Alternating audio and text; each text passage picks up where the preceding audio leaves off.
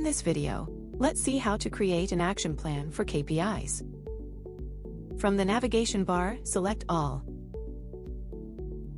Search for Supplier Lifecycle Operations. And then select Source to Pay Workspace. Under Quick Actions, select Manage My Suppliers. Select the legal name of the required supplier. On the Supplier Details page, select the KPI Management tab. Select Create Action Plan.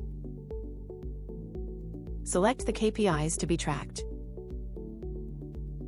After selecting the required KPIs, select Add. On the Action Plan form, fill in the details. Navigate to the Action Plan Items tab. Select Submit to activate the action plan. You can create milestones or supplier tasks for an action plan by selecting the Create button.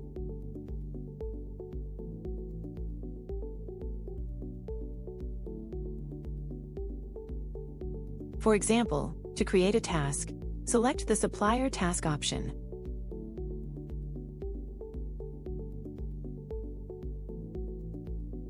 Select the assignee type.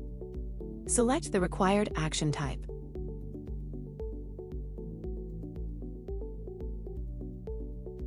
Select Create. Add details in the task form.